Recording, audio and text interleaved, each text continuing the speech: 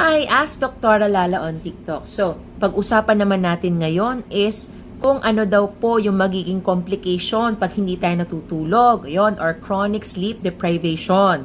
So, unang-una, yung mga complications sa pwede nito is high blood pressure. Kasi since hindi tayo natutulog, nagkakaroon tayo ng tension sa mga ugat-ugat. So, magkakaroon tayo ng high blood pressure.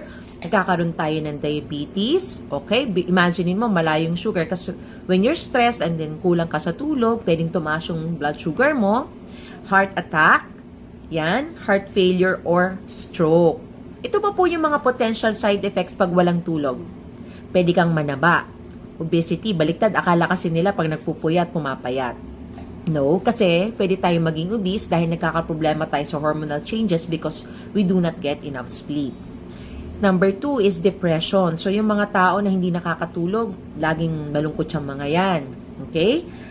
Impairment doon sa mismong kanilang immune system. So, di ba sinasabi natin since the pandemic, kailangan you have to get 6 to 8 hours of sleep a day kasi para makatulong doon sa paglakas ng immune system. And ito po isang secret. Loss of sex drive yan. So, alam nyo na po. So, for now, get 6 to 8 hours of sleep. Thank you so much. Please like, follow, and share.